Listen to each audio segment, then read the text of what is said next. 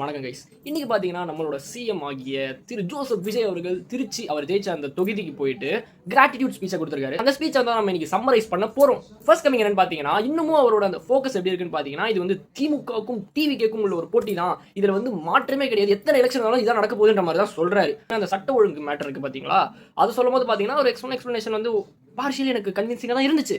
But still வந்து இன்னுமே வந்து நிறைய இந்த திமுக வந்து தூரசக்தி அபார சக்தி தேவையில்லை. இப்போ தலைவரே நீங்க தான் ஆட்சியில் இருக்கீங்க, நீங்க என்ன வேணா பண்ணலாம்.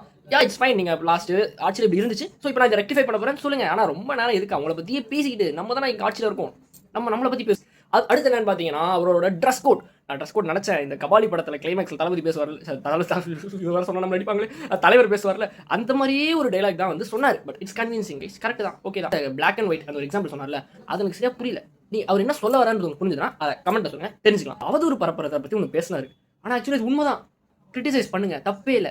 ஆனால் அப்யூசிவாக கிரிட்டிசைஸ் பண்ணுறதால ஒரு பிரயோஜனம் இல்லை. அது உங்களுக்கே பேக் ஃபேர் ஆகும். நாளை பின்ன உங்களுக்கே பேக் ஃபேர் சில பேருக்கு ஆயிருக்கு பேக் ஃபேர். இதனால கன்வீனியன்ட்டே ஆகாத ஒரு விஷயம் பார்த்தீங்கன்னா இந்த ஒரு விஷயம் தான் நான் சொல்லுவேன். எஸ்பெஷலி அந்த எக்ஸ்பர்ட் ஆஃபீஸர்ஸ்லாம் நான் போட்டிருக்கேன்னு சொன்னார் இல்லையா, அந்த விஷயம் தான். ஆனால் வந்து ஏன் வந்து தளபதி இப்படி பண்ணியிருக்காருன்றது எனக்கும் ஒரு யோசனையாக தான் இருக்குது.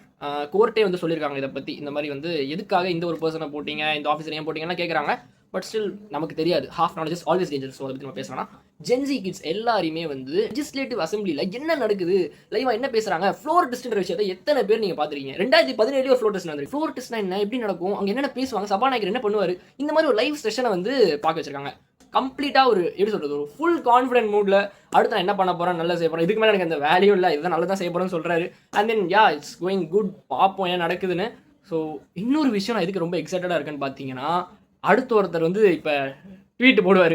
அந்த ட்வீட்டில் வந்து அவர் என்ன போட போகிறாரு அப்படின்றத பார்க்க தான் நானும் ஆர்வமாக இருக்கேன். யாருன்னு தெரியும், நம்மளோட உதயநிதி ஸ்டாலின் எங்கெல்லாம் அவரோட ட்வீட்டுக்காக நான் ரொம்ப நேரமாக வெயிட் பண்ணிட்டு இருக்கேன். இப்படி எவ்வளோ இருக்குல்ல ஒரு 6 மாதத்தில். 6 மாதத்துக்கு முன்னாடி கோமா இருந்தவன் இப்போ ஏஞ்சி பார்த்தானா என்ன நினைப்பான், என்னடா இப்படி மாதிரி இருக்குது, தலைகீழ மாதிரி இருக்குது அப்படின்னு நினைப்பான்ல.